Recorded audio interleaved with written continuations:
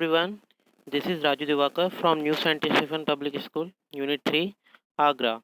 Here I am going to teach a subject Business Studies of class 12, chapter number 3, and the topic is Business Environment Part 2. तो start करते हैं कि basically जो part 2 है उसमें हम क्या डिस्कस करने वाले हैं। बेसिकली जो पार्ट 1 था बिजनेस एनवायरनमेंट का, उसमें हमने इंट्रोडक्शन से रिलेटेड आपको डिस्कशन किया था, जिसमें meaning, features and importance of business environment discuss की हुई थी। ठीक है, अब बात करते हैं इस वीडियो में बेसिकली हम क्या क्या बताने वाले हैं आपको। तो बेसिकली मेन टारगेट रहेगा कि जो भी डायमेंशंस हैं बिजनेस एनवायरनमेंट के उस पर। तो सबसे पहले हम बात करते हैं बिजनेस एनवायरनमेंट की क्या क्या डायमेंशंस हैं। तो बेसिकली आपने कुछ फैक्टर्स सुने होंगे, जैसे इकोनॉमिक एनवायरनमेंट, ठीक है, then social environment, then political environment, then legal and technological environment. तो बेसिकली ये 5 एनवायरनमेंट हैं और 5 फैक्टर्स हैं जो बिजनेस को इन्फ्लुएंस करते हैं, और इन 5 फैक्टर्स को मर्ज करके ही हम बोलते हैं बिजनेस एनवायरनमेंट। ठीक है, मतलब ऐसे फैक्टर्स जो बिजनेस को अफेक्ट करते हैं। So, dimensions of business environment means all the factors, forces, and institutions which have direct and indirect influence over the business transaction। मतलब जो भी बिजनेस ट्रांजेक्शन्स होते हैं उस पर जो भी बिजनेस एनवायरनमेंट के जो फैक्टर्स हैं उसका direct as well as indirect effect पड़ता है। ठीक है, अब इसलिए आपने दो टाइप्स के एनवायरनमेंट और फैक्टर्स के बारे में सुना होगा। एक होता है जनरल एनवायरनमेंट या जनरल फैक्टर्स, दूसरा होता है स्पेसिफिक फैक्टर्स। तो बेसिकली जनरल फैक्टर्स मतलब ऐसे फैक्टर्स होते हैं जिसका इफेक्ट मतलब सभी टाइप्स के बिजनेस एक्टिविटीज़ पर पड़ता है। जैसे नेम से ही क्लियर है, जनरल जनरल मतलब कॉमन टू ऑल। ठीक है, जस्ट एग्जांपल, जैसे गवर्नमेंट ने टैक्स रेट इंक्रीज कर दी, तो बेसिकली नॉर्मल फंडा है कि जो भी इसका इफेक्ट है टैक्स रेट का वो सभी टाइप्स के बिजनेस पर सेम रहेगा। स्पेसिफिक फैक्टर्स का मतलब क्या होता है, कुछ specific kinds of business activities पर ही उसका इफेक्ट पड़े। जस्ट एग्जांपल, आप किसी प्रोडक्ट में डील करते हो, ठीक है, और वो प्रोडक्ट आप मार्केट में सेल करते हो, कंज्यूमर यूज़ करता है। सपोज किसी कंज्यूमर ने आपके प्रोडक्ट के रेफरेंस में केस फाइल कर दिया, तो इससे क्या होगा, जो भी आपके बिजनेस की जो भी इमेज होगी, गुडविल होगी, वो कहीं ना कहीं डाउन होगी। ठीक है, तो जिससे आपका बिजनेस क्या होगा, सफ़र करेगा। तो इससे क्या होगा, और सारे टाइप्स के बिजनेस एक्टिविटीज़ सफ़र नहीं करेंगे, ओनली आपका बिजनेस सफ़र करेगा। इसको हम बोलते हैं स्पेसिफिक। स्पेसिफिक मतलब सभी में से किसी हम एक एरिया को आइडेंटिफाई कर लें। क्लियर? तो general environment is the most important dimensions of business environment, as businessman cannot influence और change the component of general environment। तो बेसिकली जितना भी हम बिजनेस environment है, हम जितने भी फैक्टर्स को डिस्कस करेंगे वो बेसिकली जनरल environment के अंदर आते हैं। Rather he has to change his plan and policy according to the change taking place in general environment। ठीक है, जनरल environment को चेंज करना बहुत ही डिफ़िकल्ट है। ठीक है, पर इसमें जो भी पॉलिसीज़ हैं या प्लान्स हैं उसमें हम चेंज कर सकते हैं as per the need of the business. तो स्टार्ट करते हैं main component of general environment are. तो बेसिकली जनरल एनवायरनमेंट्स के मेन कंपोनेंट हैं economic environment, social environment, then political environment, legal environment and the last is technical environment. तो one by one discuss करते हैं हर environment को। सबसे पहले बात करते हैं economical environment. Economic environment refers to all the forces and factors which directly influence the economy of our country। ठीक है, तो इकोनॉमी का मतलब आप सभी को पता है क्योंकि आप एक सब्जेक्ट पढ़ रहे हो इकोनॉमिक्स क्लास 12th में। ठीक है, तो इकोनॉमी का मतलब आपको क्लियर होगा। बेसिकली इकोनॉमी मतलब क्या है, एक सिस्टम है जिसमें प्रॉपर तरीके से जो भी मनी है उसका फ्लो होता है। ठीक है, और बेसिकली आप एक टॉपिक और पढ़ रहे होगे नेशनल इनकम। तो बहुत सारे टर्म्स हैं, जैसे जीडीपी हुआ, इन्फ्लेशन हुआ, ये सारे टर्म्स आपने नेशनल इनकम में पढ़े हुए हैं। ठीक है, और आपको एक एक टर्म्स का मीनिंग भी क्लियर होगा, तो आप इजीली इस टॉपिक को समझ पाओगे। क्लियर? तो इकोनॉमिक एनवायरनमेंट में बेसिकली क्या होता है, जो भी फैक्टर्स होते हैं वो भी बिजनेस एक्टिविटीज़ को इन्फ्लुएंस करते हैं। ठीक है, और इकोनॉमिक एनवायरनमेंट में हम टारगेट करते हैं जो भी मतलब इफेक्ट पड़ रहा है बिजनेस पर। ठीक है, उस पर टारगेट करते हैं। और जैसे मैंने आपको बताया, जो भी हमारी कंट्री की इकोनॉमी है, जो भी सिस्टम है, उसमें मनी का क्या इनफ्लो या आउटफ्लो हो रहा है। ठीक है, इकोनॉमिक एनवायरनमेंट कंसिस्ट ऑफ, अब इसलिए इकोनॉमिक एनवायरनमेंट में हम क्या क्या इंक्लूड करते हैं, जैसे जीडीपी, ग्रॉस डोमेस्टिक प्रोडक्ट। ठीक है, देन इसके बाद हम बात करते हैं national income, at national level and per capital level. ठीक है, जो नेशनल इनकम है हम उसे नेशनल लेवल पर भी देखेंगे और पर कैपिटल लेवल पर भी देखेंगे। देन इसके बाद प्रॉफिट अर्निंग रेट क्या होगी, प्रोडक्टिविटी एंड एम्प्लॉयमेंट रेट क्या होगी, industrial monetary and physical policy of the government. तो बेसिकली ये टॉपिक है मनी से रिलेटेड इकोनॉमिक्स में। तो बेसिकली वहाँ आपने physical policies and monetary policies के बारे में पढ़ा होगा, अगर नहीं पढ़ा है तो पढ़ लोगे। ठीक है, तो बेसिकली जितने भी टर्म्स हैं सारा इकोनॉमिक्स से रिलेटेड हैं। ठीक है, और ये इकोनॉमिक इन्वायरमेंट के अंदर इंक्लूड किए जाते हैं। Some aspect of economic environments are. तो बेसिकली जो इकोनॉमिक इन्वायरमेंट है, ठीक है, उसकी वजह से बिजनेस पर क्या इफेक्ट पड़ता है। अब हम कुछ एग्जांपल्स देख लेते हैं, जैसे increase in GDP result ten rise in disposable income of people and further increase in demand for product। तो बेसिकली मान लो जो भी जीडीपी है अगर वो इंक्रीज होती है, ठीक है, लिखा भी है increase in GDP results in rise in disposable income of people. मतलब जीडीपी कहीं ना कहीं इंक्रीज होगी तो कहीं ना कहीं जो भी डिस्पोजेबल लेवल इनकम है, ठीक है, वो भी इंक्रीज होगी। डिस्पोजेबल इनकम का मतलब क्या है कि मान लो जो भी इनकम है उसमें से हमने अपनी सेविंग्स को निकाल लिया, ठीक है, और ऐसी इनकम जिसे हम अपने खर्चे के लिए यूज़ करते हैं उसे बोलते हैं डिस्पोजेबल इनकम। तो बेसिकली आपको क्लियर पता है जब जीडीपी इंक्रीज होगी तो ऑटोमेटिक जो भी डिस्पोजेबल इनकम है वो भी इंक्रीज होगी and further increase in demand for product. और बेसिकली जब आपके पास ज़्यादा मनी होगी खर्च करने के लिए तो कहीं ना कहीं जो प्रोडक्ट है उसकी डिमांड भी इंक्रीज होगी। Clear. Next, high inflation rate set as constant as they increase the cost of production. तो बेसिकली जो हाई रेट ऑफ इंटरेस्ट है, जैसे मान लो किसी भी सॉरी हाई इन्फ्लेशन रेट, ठीक है, इन्फ्लेशन मतलब क्या होता है, राइज इन प्राइसेस, मतलब जब भी किसी चीज़ के प्राइस इंक्रीज हो जाते हैं। ठीक है, कांस्टेंट मतलब क्या है कि बेसिकली ऐसे क्या क्या फैक्टर्स हैं या हम बोल रहे हैं ऐसे क्या क्या प्रतिबंध हैं जिसकी वजह से कॉस्ट ऑफ प्रोडक्शन इंक्रीज हो जाता है। ठीक है, क्योंकि आपको पता है जब किसी भी प्रोडक्ट के रेट इंक्रीज होंगे, उनके प्राइस इंक्रीज होंगे तो कहीं ना कहीं जो भी कॉस्ट ऑफ प्रोडक्शन है वो भी इंक्रीज हो जाएगी, क्योंकि आपको जो रॉ मटेरियल है, मशीन है, अदर टूल्स हैं, वो भी उसी रेट पर मार्केट से अफोर्ड करने पड़ेंगे। तो ठीक है, तो जिसकी वजह से जो बिजनेस की एक्टिविटीज़ हैं वो भी कहीं ना कहीं सफ़र करेंगे। Now the next is decrease in interest rate is beneficial and increase demand for home loan and borrowings money. तो ऑब्वियसली जैसे मान लो इंटरेस्ट रेट अगर डिक्लाइन होती है, ठीक है, आप बैंक से बोरो करते हो मनी को तो उस पर आपको इंटरेस्ट रेट देनी पड़ती है। अगर मान लो वो कम होगी तो कहीं ना कहीं आप क्या करोगे, इजीली बोरो कर सकते हो मनी को। ठीक है, और कहीं ना कहीं जो डिमांड है होम लोन की, कार लोन की, वो भी इंक्रीज हो जाएगी क्योंकि आपको कम रेट पर वो मिल रहे हैं और आप कम रेट पर उसे इजीली अफोर्ड कर सकते हो।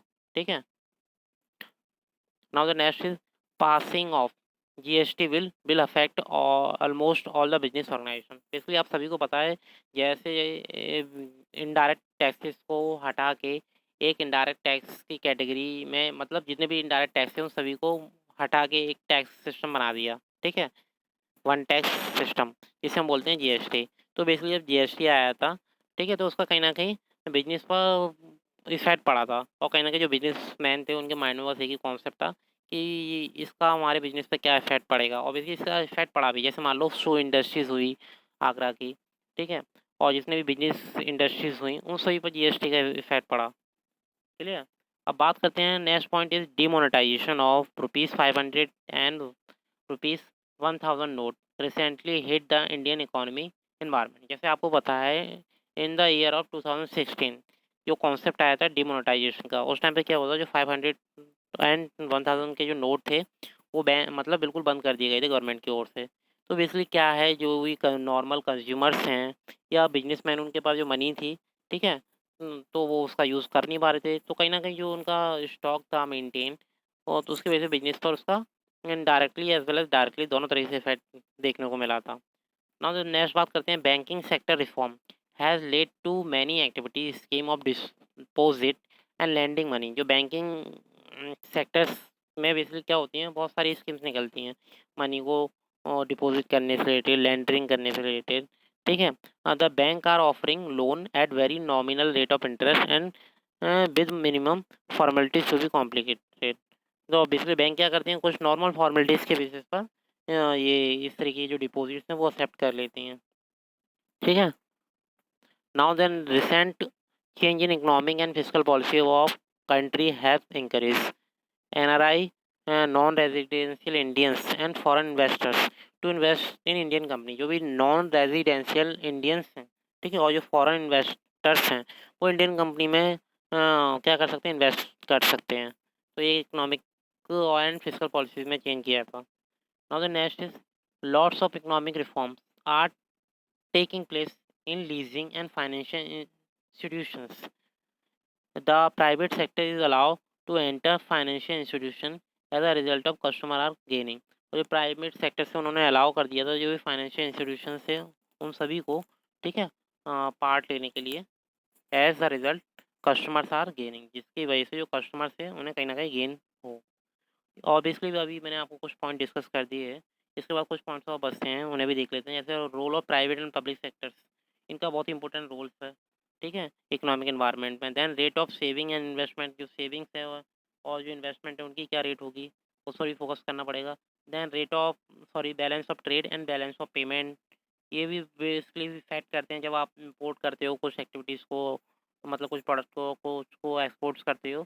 तो बेसिकली ये टर्म्स को आप देख मतलब टारगेट करते हो। बैलेंस ऑफ ट्रेड, मतलब ट्रेड का क्या बैलेंस होगा, और पेमेंट अगर कर रहे हो तो उसका क्या बैलेंस होगा। Money supply in the economy, ठीक है, और बेसिकली मनी का सर्कुलेशन किस तरीके से होगा। देन इंटरनेशनल डेब्ट्स, अगर मान इंटरनेशनल डेब्ट्स आप क्या कर रहे हो, अरेंज कर रहे हो, तो उस पर क्या रेट ऑफ इंटरेस्ट होगी या क्या उसके नॉर्म्स होंगे, ठीक है। अब बात करते हैं सेकेंड इन्वायरमेंट की, जो है social environment. Social environment consist of the customer and tradition of a society in which business is existing. Social environment basically क्या इंक्लूड करता है, जो भी कस्टमर्स हैं, ठीक है, और उनके ट्रेडिशंस हैं जो सोसाइटी में एग्जिस्ट करते हैं, उस पर फोकस करता है, ठीक है, और जिसकी वजह से जो बिजनेस है वो इफेक्ट होता है। It may be positive, it may be negative, ठीक है। It influence the standard of living, taste, preferences and education level of the pupil living in the society where business exists।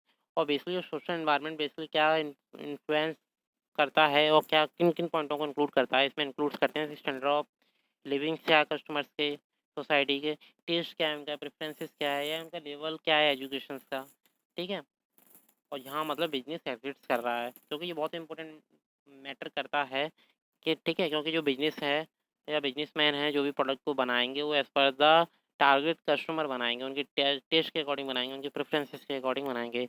The businessman can not overlook the component of social environment as this component may have not immediate impact on the business but in the long run the social environment has great impact on the business। तो basically जो अभी मैंने आपको कुछ points बताए थे, इनका short term में हो सकता है आपको इम्पैक्ट देखने को ना मिले, पर लॉन्ग रन में इसका बहुत ही इंपॉर्टेंट रोल देखने को मिल सकता है, ठीक है। एग्जाम्पल्स की बात करेंगे सोशल इन्वायरमेंट की, जैसे the celebration of Diwali, Eid, Christmas, Guru Parv etcetera increase the sale of sweets, greeting cards etcetera.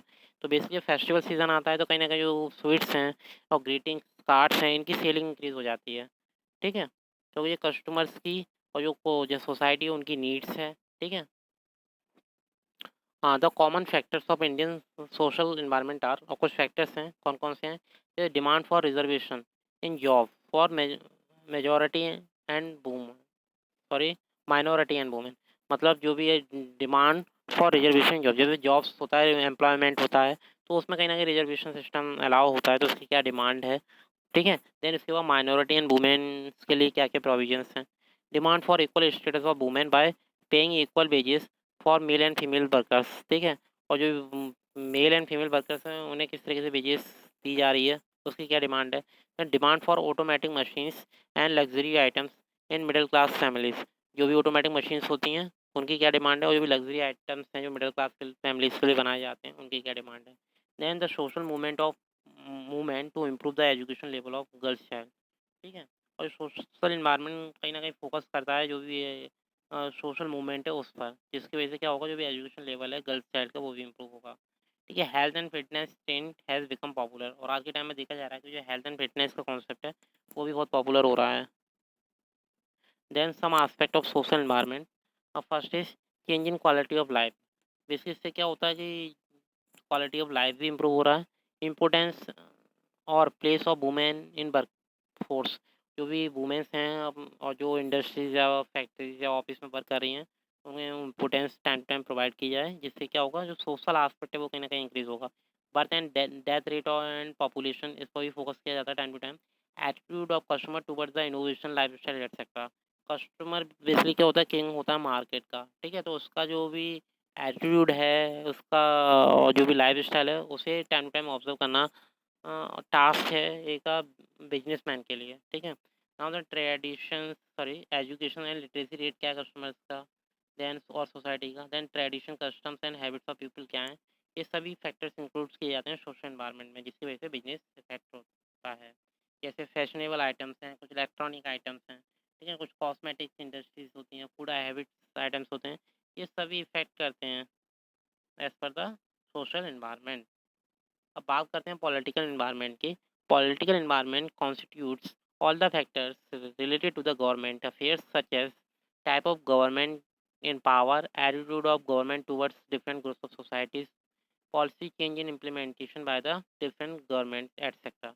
तो बेसिकली पॉलिटिकल एनवायरनमेंट में फोकस किया जाता है गवर्नमेंट सिस्टम पर, ठीक है। तो बेसिकली एक कंट्री होती है जिसकी अपनी एक गवर्नमेंट होती है, it can be central, it can be state, ठीक है।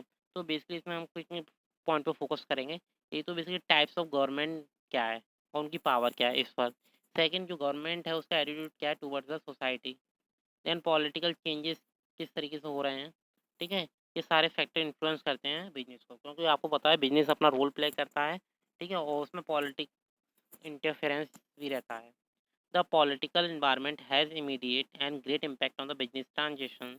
और बेसिकली जो पॉलिटिकल इन्वायरमेंट है उसका इम्पैक्ट पड़ता है बिजनेस जो भी ट्रांजेक्शन है उस पर। तो businessman must scan this environment very carefully.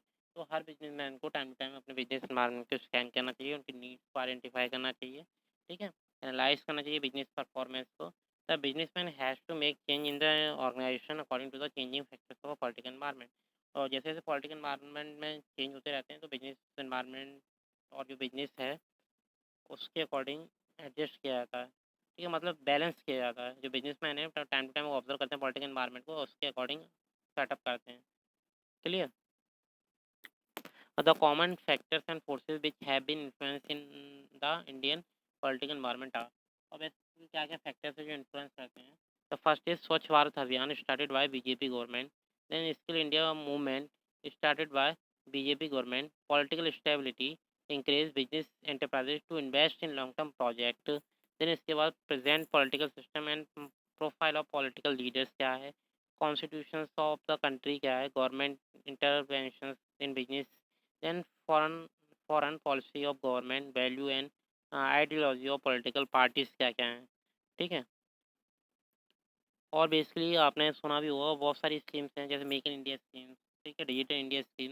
ये सारी स्कीम्स बीजेपी गवर्नमेंट की ओर से चलाई गई हैं और कहीं ना कहीं बिजनेस को प्रमोट करने के लिए। और जो बिजनेसमैन है उन्हें कहीं कुछ रियायत दी जाती हैं बिजनेस में, जिससे क्या होगा, वो बिजनेस एक्टिविटीज़ को कंटिन्यू कर पाएंगे और लॉन्ग टर्म तक सर्वाइव भी कर पाएंगे, ठीक है। गवर्नमेंट सपोर्ट करती है टाइम टू टाइम बिजनेसमैन को भी, ठीक है, जिससे वो अपने बिजनेस को कैरी ऑन कर सकें। अब बात करते हैं लीगल इन्वायरमेंट की। The management of every business enterprise has to obey the law of land. मतलब क्या है, जो मैनेजमेंट है हर बिजनेस एंटरप्राइज का, उन्हें कुछ रूल्स एंड रेगुलेशन को फॉलो करना पड़ता है, ठीक है। Therefore it is essential for every business enterprise to have adequate knowledge of rules and regulation framed by government. तो जितने भी बिजनेस एनवायरनमेंट में जो भी मैन पावर है वर्क कर रही है, उन सभी को रूल्स एंड रेगुलेशंस के बारे में पता होना चाहिए, नॉलेज होनी चाहिए, जो कि गवर्नमेंट ने फ्रेम किए हुए हैं। Legal environment include, legal environment में हम किन किन आस्पेक्ट को कवर करते हैं। सबसे पहले various laws and legislation act क्या क्या हैं, ठीक है। Then administrative order issued by government authority क्या क्या हैं। देन इसके बाद court judgement as well as the decision rendered by various commission and agency at every level of government, that is state, central and local government। तो basically क्या क्या है ये आस्पेक्ट, इन सभी को इंक्लूड किया जाता है। Then the work successfully in India, the business enterprise must have to detail about company act 1956। ये एक एक्ट, अब बात करते हैं एक्ट के लिए, जो बेसिकली कौन कौन से एक्ट हैं जो बनाए गए हैं, ठीक है। जैसे कंपनी एक्ट होता है 1956, जिसमें कंपनी से रिलेटेड सारी डिटेल्स हैं। Then industrial act 1951। Then FEMA, ठीक है। और ट्रेड यूनियन एक्ट 1926, जो कि ये इंडस्ट्री से रिलेटेड होता है, फैक्ट्री में जो वर्कर्स वर्क करते हैं, उनके लिए फैक्ट्री एक्ट बनाया गया है। इंडस्ट्रियल डिस्प्यूट एक्ट मतलब डिस्प्यूट को सॉल्व करने के लिए एक्ट बनाया गया है, ठीक है। Then consumer production act 1986। Then last is competition act 2002। तो आप सभी को ये एक्ट के बारे में नॉलेज होनी चाहिए, ठीक है, थोड़ी बहुत नॉलेज होनी चाहिए। और ये सारे एक्ट, उनकी फुल फॉर्म्स, प्लस किस ईयर में ये इस्टेब्लिश किए थे, ये सभी डिटेल आपको पता होनी चाहिए। कभी कभी पूछ लिया जाता है बोर्ड एग्जाम्स में। Some aspect of legal environment are legal policies related to the licensing and foreign trade। मतलब जो बिजनेसमैन हैं, बिजनेस कर रहे हैं, उनके लिए लाइसेंसिंग और फॉरेन ट्रेड से रिलेटेड क्या क्या पॉलिसीज़ हैं, ठीक है, उन पर फोकस किया जाता है। देन इसके बाद statutory warning essential to be printed on label. जैसे आपको पता है कि कुछ प्रोडक्ट होते हैं, जैसे packet of cigarette must have been statutory warning. जैसे पैकेट होता है सिगरेट का, उस पर कुछ वार्निंग लिखी होती है, जैसे सिगरेट इज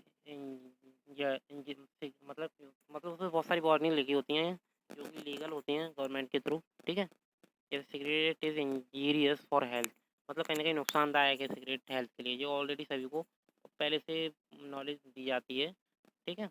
देन इसके बाद होता है foreign exchange regulation and management act. जैसे अभी हम बात कर रहे थे फैमा, उसकी फुल फॉर्म होती है foreign exchange regulation and management act. Foreign से रिलेटेड जो भी एक्सचेंज होगा, ठीक है, और उसका किस तरीके से रेगुलेशन करना है, मैनेजमेंट करना है, इन सभी पर फोकस किया जाता है। Laws to keep a check on advertisement, और for example the advertisement of alcohol product is prohibited. Basically आपने देखा होगा कि बेसिकली गवर्नमेंट की ओर से जो अल्कोहल प्रोडक्ट हैं, उनके जो एडवर्टीजमेंट है वो बैन है, ठीक है। वो अलाउड नहीं है कि उनका मतलब डायरेक्टली आप प्रमोट कर सकें, डायरेक्टली एडवर्टाइज कर सकें। Advertisement on baby food must inform that mother's milk is the best. और बेसिकली जो भी बेबी फूड हैं, आइटम्स हैं, उनका प्रमोशन किया जाता है, ठीक है, जिससे जो मदर्स हैं वो अवेयर हो सकें for their child. Now the last environment is technological environment.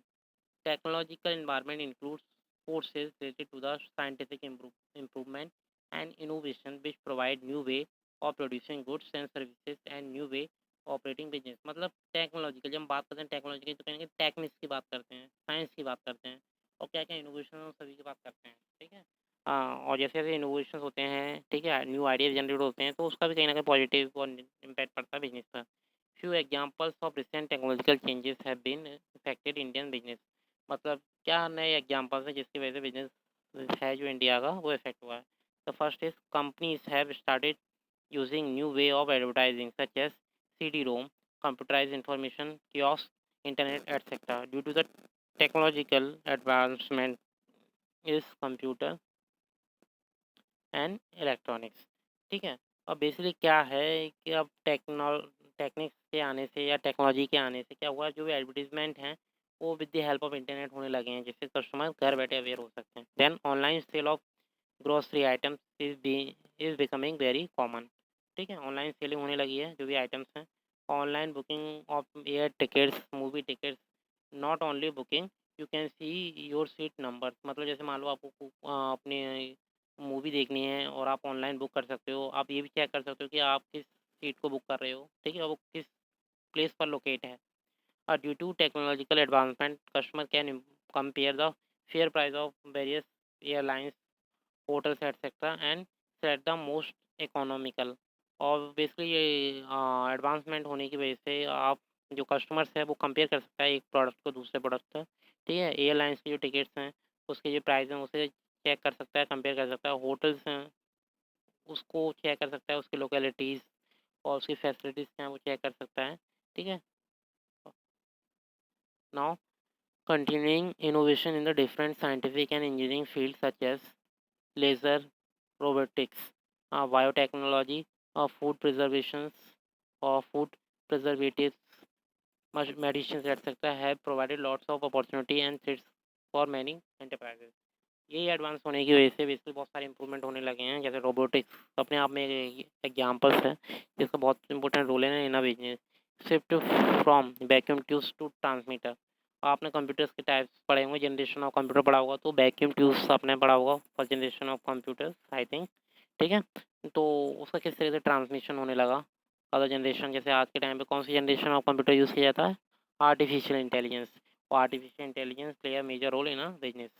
Shift from typewriter to word processor. पहले आप क्या करते थे, टाइपिंग करते थे, अब आप क्या करते हैं, with the help of audio you can speak and right or type. Shift from carbon paper to photocopies, etc. Various innovations, inventions, and scientific improvement, development in IT sector, technological advancement in computers, then import and export of technology, online booking of tickets, rent airs and movies, etc. So, student, you can see Indian Railway Catering and Tourism Corporation Limited, our Government of India enterprises, e-ticket booking on this website. तो basically आप जब ई book ticket को book करते हो तो उसके कुछ rules and regulations होते हैं जिसे आपको फॉलो करना पड़ता है, ठीक है, और आप उसके हेल्प से ऑनलाइन बुक कर सकते हो। तो student, I hope all of you understand this topic, that is dimensions of business environment. This is a very important topic for the purpose of board exams, so you can read this topic, understand and learn. If you have any query, you can ask to me. Thank you.